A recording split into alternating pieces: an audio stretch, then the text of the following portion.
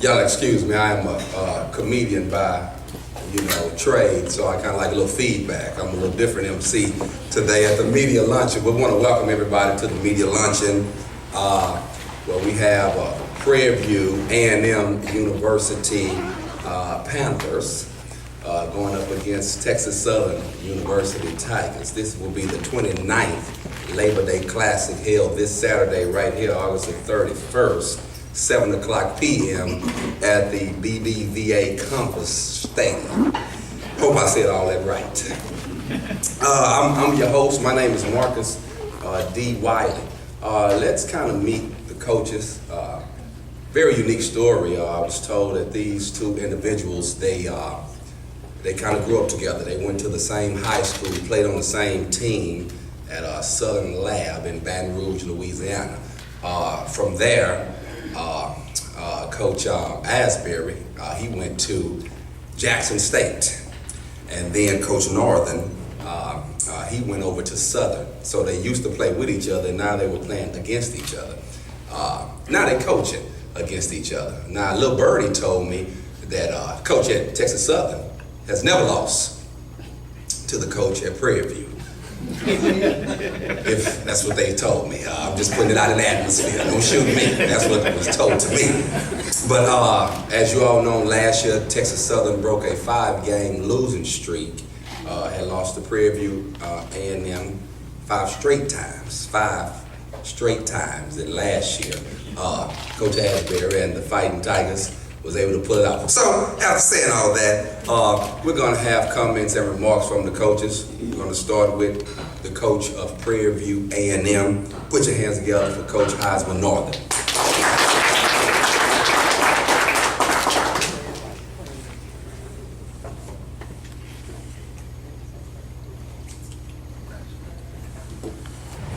How's everyone doing today? I want to bring you all greetings from the hill at Prairie View A&M University, where we produce productive people. And it's a good thing I'm affiliated with Prairie View A&M University, because had I not been, it might have been a different press conference in here this morning. I called somebody my friend, and I understand it's all is fair in love and war, and, all that other kind of stuff they say, but it's not fair when it comes down to Texas Southern and Prairie View. I get up this morning, Asbury called, and we talk every now and then. He called, man, what time you getting here? What time you leaving your house? I say, man, what time I need to be there? He said, about 12 or so. I said, okay, I'm gonna leave about 10 so I can get there good and early. He said, all right then. That's not like him to call and ask what time I'm leaving and all that kind of stuff. So me and my wife get on the road, and sure enough, we get stuck in the traffic jam, real bad traffic jam. So, we get up there right by where they say the accident was, the traffic jam. I said, what happened? They say it was a white Cadillac truck dumped a load of nails on the highway. So my AD, he on the way from Prairie View as well. He come to find out the nails got Texas Southern on it. I'm like, man, he ain't have to do all that. But I do want to bring greetings from Prairie View A&M University, and I want to thank Mr. Robinson, my athletic director, bring greetings from Dr. Wright. I'm not sure if he's here or not, but I understand he was supposed to come. I brought my wife along with me, Miss Paula Northern, and I want to make an announcement. She's been by me through thick and thin, but I went to the doctor the other day, and she asked me to get my hearing checked. I'm like, I don't sleep much at night. When I get up, I usually just turn the TV on and watch. She said, babe, I think you need to get your hearing checked. And I said, why? She said, you watch TV real loud and I can't hardly sleep. So I said, I'll go get it checked. So I go to the doctor, and he checked it for me, and come to find out I had this new disease. It's called extreme severe wife ear. And I have a card for it, and you other men in here, I get a copy of it for you as well, because you may have it as well. But basically what it is a lot of times when your wife tell or asks you to do things, you can't hear it, And I'll give you some examples of some things that I don't hear very well. When she say, baby, can you hang those pictures up on the wall for me? Baby, can you move the dresser back to where it was, where you moved it from a month ago? So I want to apologize, but I do have a card for it. So you other men in here, if you had that same disease, I'll give you my doctor's number. And he'll help you guys get squared away so you can use it as well. I get back to Asbury. We got some new people working on our fields. Like, we opened up the season with Texas Southern. So we have a new company that's working on our fields. So, I go out there, we practice on our practice fields, but we practice on our game fields as well. So all of a sudden, the game field gets aerated. I say, man, nobody aerates the field during the season. So the next day I have a guy that comes to my office and apologize. And he say, Coach, I'm sorry for aerating the field. So I said, okay. So I go out there the next day and they aerating the field again. I say, man, why they aerating the field so much? I said, okay. I let it slide, but I stopped them that time. They had done maybe from the sideline to the numbers. All right. Come back on Monday, they've aerated the whole field while I'm not there. So I go out there and say, hey man, I need to talk back to you guys' boss. And the guy said, okay. Well, he just drove off. I said, what is he driving? They said, white Cadillac truck. And once again, all is bad in Prairie View, Texas Southern. So I talked to Asbury Lee. I said, man, how everything going? He said, man, I might lose one of my best players. I said, what you talking about, Coach? He said, well, he had 4 Fs and 1 D. So, 4 Fs, 1 D. I said, oh, I know what the problem is. He concentrating too much on one subject. So, he trying to get him straight. Oh, then I understand. Is anybody in the compliance office from Texas? I know last year he brought the compliance office over here. Oh man, God dog, I'm gonna have to start bringing my compliance officer to these type of events. Well, I said that last year, but they had some things to do. Where Mr. McClellan at? I don't see him. What Doc at? Okay. Now, everybody know when I first got to Prairie View, Mr. McClellan was there, and he left, and I hadn't seen him for a while. As a matter of fact, we live in the same neighborhood, and I hadn't seen him for a while. But after last year's, I used to see him some. He'd always be jogging with these gray clothes on, with pretty much nothing on. But after the game last year, all of a sudden when I saw him jogging, he had on Texas Southern football. I mean, come on now. Oh man. Dealing with Prairie View right now. We struggled a little bit last year. I went through a couple things. We didn't have the season that we thought we were gonna have. Some alums said some things to me that I thought I'd never hear. I remember one game we were coming out after halftime, and I'm walking out on the field with the team, and we passed right by the flag girls, and I'm walking, and the flag girl dropped her flag. And somebody yelled from the stands, you must be coaching the flag girls too, because they dropping everything. Then, I'm walking, we have a pamphlet that you touch as soon as you come into the game field. So another angry alum probably had been drinking a little bit, say, Coach, while you coaching the team, we need to change the name from the Panthers to the Possums. I said, why would you tell me something like that? She said, well, you're playing dead at home and you're getting killed on the road. I said,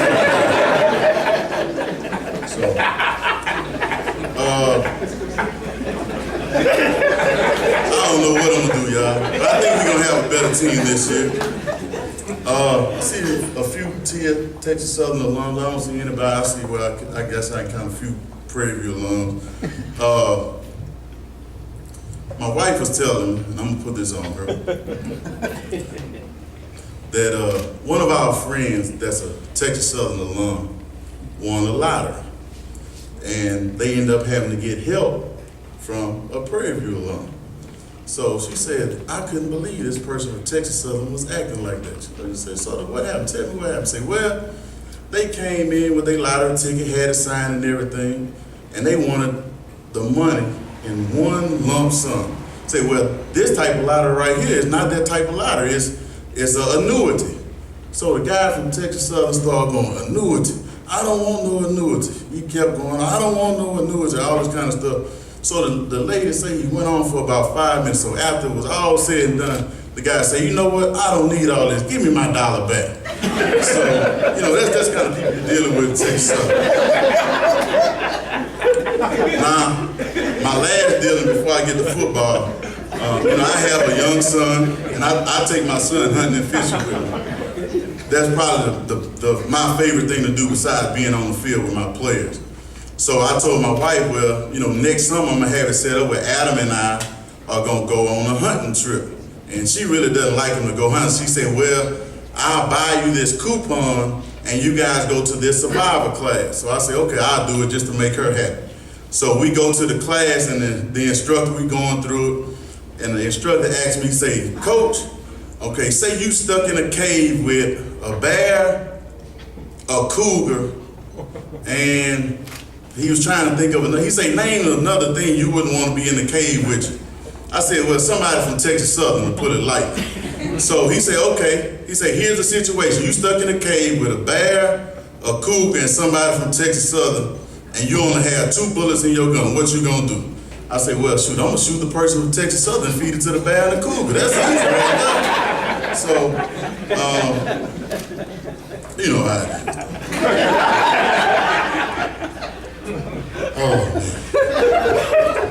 I just want to thank you all for coming out. I really think that this game between, 2 good friends, and we are literally good friends. We call each other when we have problems, when we have suggestions for each other, when we're trying to do different things throughout the conference to try to take us in a good direction. But I think, both of us are, despite what our records may see or look like, are doing a good job.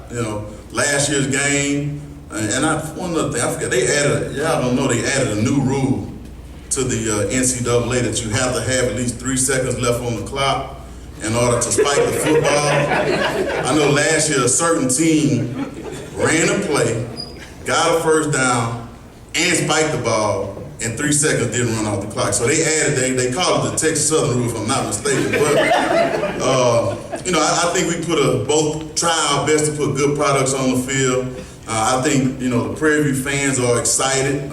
We lost 5 games within the last quarter.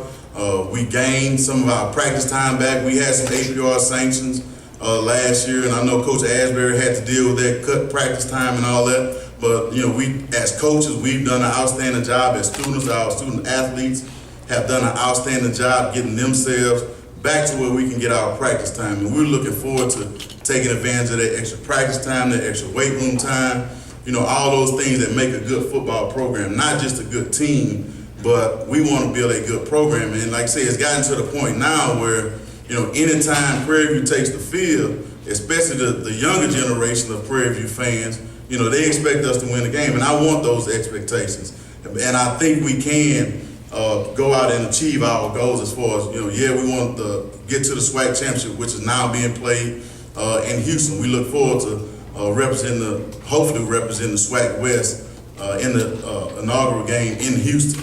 But I think we have a lot of guys coming back that are hungry to get back to what the younger fans call a new generation of Prairie View football, winning 9 and 10 games on a consistent basis, being 1 game away from getting to Birmingham, and we look forward to it. But at the end of the day, we look forward. I can't wait to get to this stadium on Saturday. I get chills thinking about it now. I know when our players come in here and see a sea of purple and gold and maroon and gray, maroon and white, I think it's going to be an outstanding atmosphere. If you don't have a ticket, get it.